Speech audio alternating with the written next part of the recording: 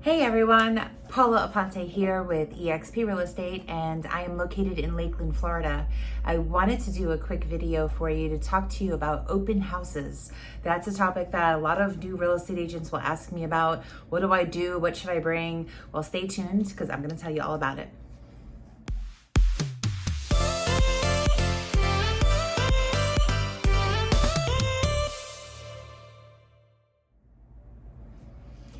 All right, everybody, welcome back. So open houses. I'm gonna talk to you from the moment you're driving down the street to get to your open house to you have your first customer coming in the door, okay? So to start off with, what I tell you is just what I do. It is not, what you have to do. There's no rule book, okay? But one of the pieces of advice that I always provide is go see open houses. If you've never done an open house and you're a brand new agent, and even if you're an agent who's thinking about getting your real estate license, go to open houses, right? There are always open houses every weekend in your market. I don't care where you live, you're gonna find an open house. The best way to kind of get a feel for how the process is and see like how many signs does this person have up, balloons, what do they bring, go check it out, okay? So here's what I've done. So when I did an open house, I first of all had, in the beginning, I only had about 4 signs. And that was just because, I hadn't had any closings yet. I was being very conservative of, how I spent my money and didn't want to spend money on a lot of signs. But if you have a budget set aside for marketing, then I would suggest, anywhere between 6 to 12 signs, depending on where the open house is located. You really want to think about putting, I would say, 4 to 6 to maybe even 8 signs on a main strip, on a main road that's super busy with lots of traffic. And now when I say signs, I'm talking just those little small yard signs that you like stick into the ground. They're low to the ground, sort of level with drivers when they're passing by.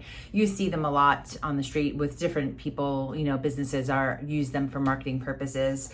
But you want to use those along with some directionals to where the house is, like what street it's going to be on. So if you have a lot of signs for both directions of traffic, make sure you have 2-sided signs. Throw a couple of arrows in there so the drivers know where to go. And then of course on the street that people are going to be turning down from that main road, you want to have signs there as well. And then as you go into a community or development or neighborhood, you want to have just a couple of signs as you get to the main house. And then of course, in front of the house, I like to do a bigger yard sign that just says open house, and I put balloons with it, or sometimes I'll put balloons on the front fence or on the front mailbox, just depending on the situation. But having lots of signs and balloons is really important. It helps get a lot of attention just from drivers passing by. I have had tons of just random people say they came by because they saw the signs, all right? So that's number 1. Number 2, when you walk into the house, the next thing you see obviously is the front door. Well, you want to have a sign on that front door. Put a sign that says, welcome to the open house, come on in, or just something warm, friendly, and inviting, okay? Doesn't have to be anything fancy, but put something on there. This way they know they can come in, because before, when I didn't do that, I'd get people knocking on the door, ringing the doorbell, and they just kind of felt a little uncomfortable just to open the door and come inside. So I started doing that. Another thing to do is to remember when you do an open house is to bring somebody with you, okay?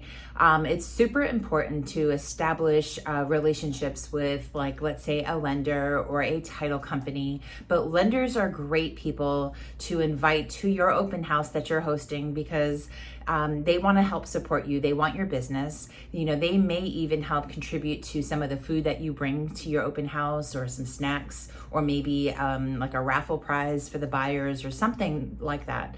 But bring somebody. But not only that, not only are you networking with an individual, like a lender or a title company, but also for your own safety, okay? Because like I said, I have a sign on the door that says, come on in. Well, you have to be careful. So safety first, always remember that.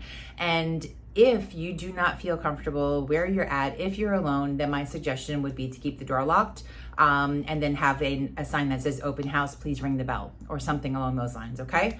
So Next, after you have your sign, people are coming in, whichever way they're doing it, you're going to have some sort of display table, okay? And if it's not a display table, maybe it's a dining room table, or maybe it's the kitchen counter or breakfast nook, whatever it is that could be the very first focal point that buyers or prospective buyers will see when they walk in the door, okay? You don't want them start touring around the house until they get to this display. And what's gonna be on display is gonna be, number one, a sign-in sheet. And on the sign-in sheet, you're gonna have a spot for their first name, last name, their email address, their phone number, and a question that asks, are you working with a real estate agent? Now, this is just what I do. I keep it pretty simple. There are apps. I know with my company, eXp Realty, we have a really awesome CRM called KV Core, and KV Core has an app for open houses. I have chosen not to do that, but the app is pretty cool because when somebody logs into the app, it automatically downloads their information into my KV Core, or into my CRM. But I'm kind of old school. I like paper pencil, and I think people do too, especially older folks when they walk in the door, they see the iPad, it's a little confusing. So I got rid of that. I did do it a couple of times, and I just went back to the paper pencil.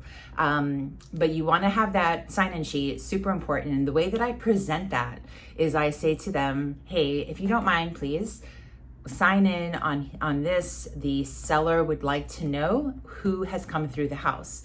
And that's a true statement, okay? So we're not just saying that to them, because really, in all reality, when your sellers come home, especially if it is an occupied home, they want to know, like, okay, how many people did you have? And you can show them the sign-in sheet and say, yeah, I've had 6 families that came through, and it makes them happy, okay?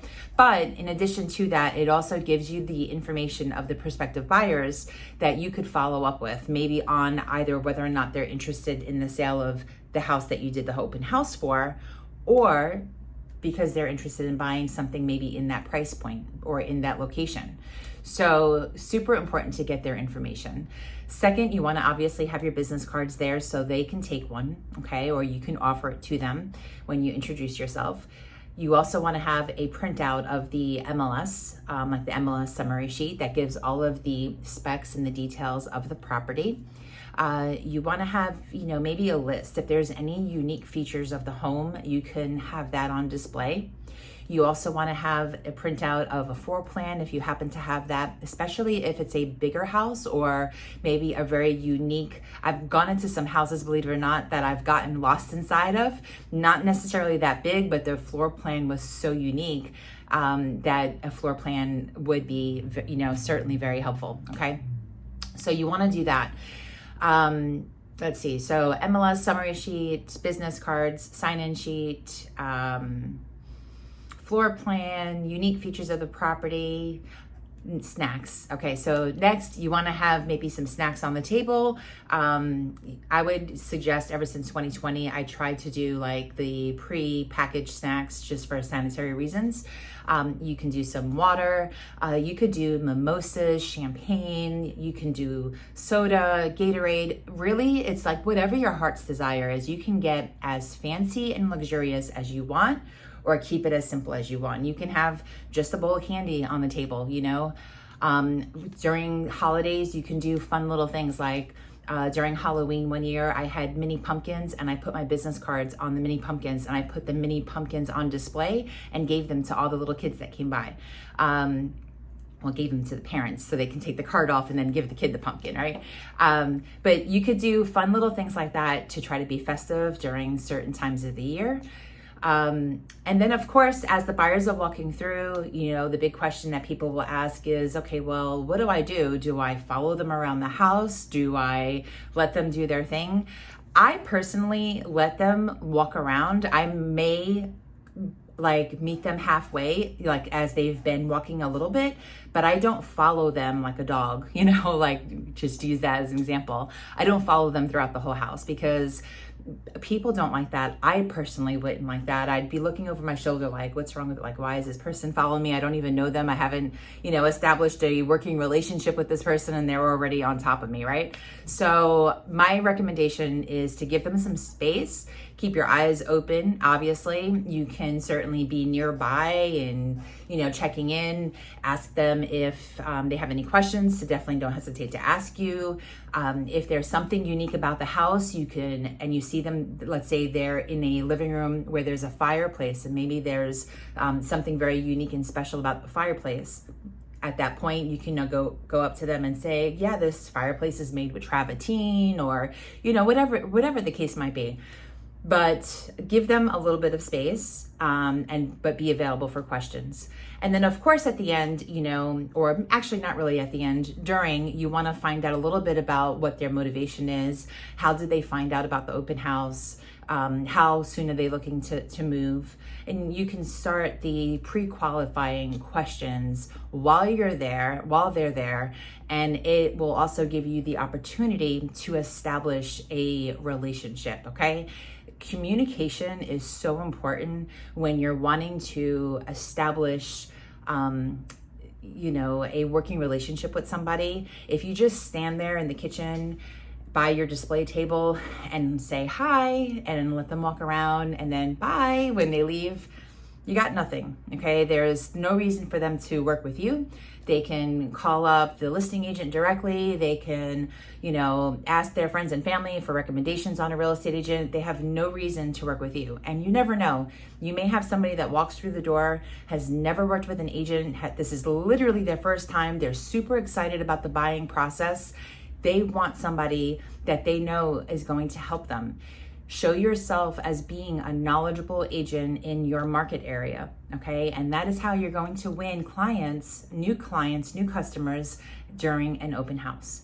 All right, that's it for the video. I've kind of rambled on long enough. If you have any questions, definitely reach out to me directly. You could either message me here on YouTube. You can call me 863-286-0822. Send me a text. I'm super easy to get a hold of. And I look forward to helping anybody who needs it. All right, guys, talk to you later. Until the next video. Bye.